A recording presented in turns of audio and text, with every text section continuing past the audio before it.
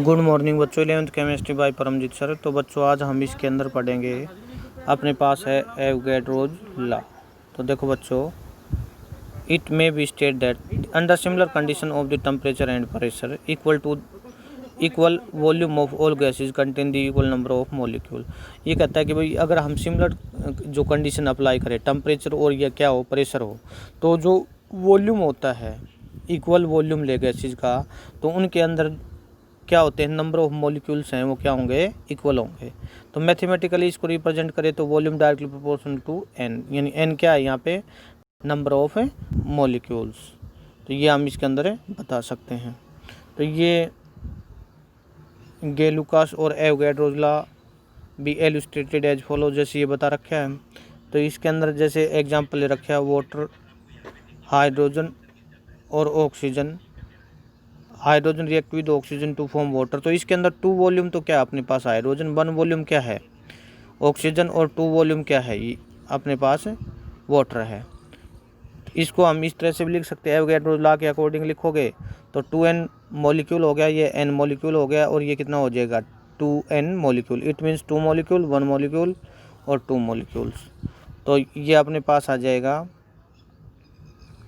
फिर उसके बाद देखो नेक्स्ट जो एग्जाम, ये इस तरीके से हम लिख सकते हैं। नेक्स्ट एग्जाम्पल इसके अंदर अगर लिखोगे तो ये हम इसके अंदर अमोनिया का लेते हैं, N2 प्लस में H2, और क्या बन गया अमोनिया। तो अमोनिया कितना वॉल्यूम है, 1 वॉल्यूम, 3 वॉल्यूम और क्या आ जाएगा 2 वॉल्यूम। एवोगैड्रोज लॉ के अकॉर्डिंग लिखेंगे तो ये अपने पास आ जाएगा 1 मॉलिक्यूल, इधर कितने आ जाएंगे 3 मॉलिक्यूल, और क्या आ जाएगा 2 मॉलिक्यूल। इस तरीके से हम इसको लिख सकते हैं। तो ये हमने बताना है। उसके बाद इसके अंदर देखो, इसके अपने पास क्या है, एप्लीकेशन है।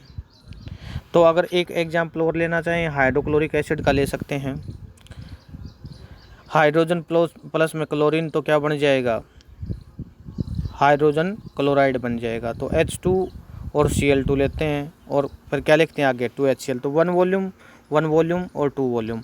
इसके ऊपर हम एवोगैड्रो हाइपोथेसिस अप्लाई कर दें तो assuming that volume contain the n molecules, तो इफ़ इट फॉलो दैट, तो हाइड्रोजन क्लोरीन, तो n मॉलिक्यूल और 2n मॉलिक्यूल।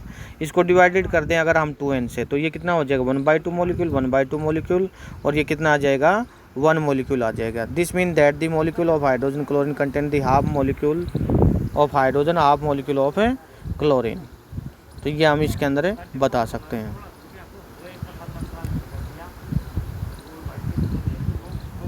उसके बाद इसके अंदर देखो बच्चों, अपने पास इसके अंदर है application of Avogadro's law.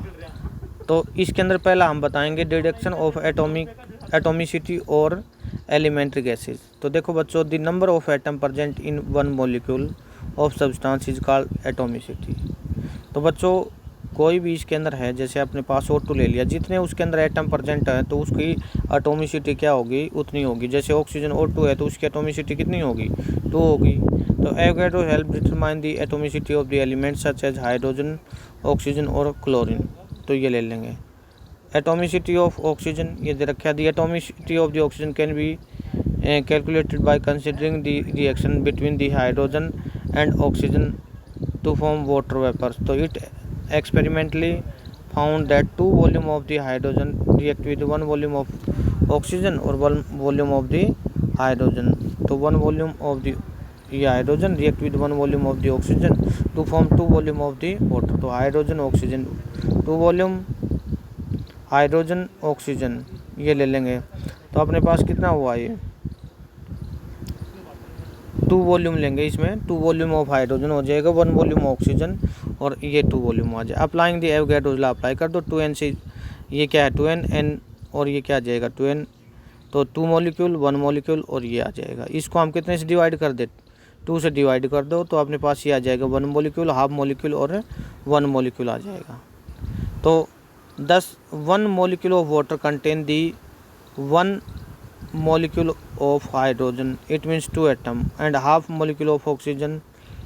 So the molecular mass of has been the 18. So since the hydrogen contain the 2 atoms of hydrogen, so therefore the oxygen 1 molecules of water 80 minus 2 16 atomic mass unit. This corresponding to the weight of one oxygen atom. तो 10 1 atom of present of the half molecule of the oxygen. Therefore the half molecule of one atom और 1 के अंदर कितना हो गया 2, तो atomicity कितनी होगी ऑक्सीजन की 2 होगी। आगे देखो इसमें determination of the relationship between the vapour density and molar mass of the gas.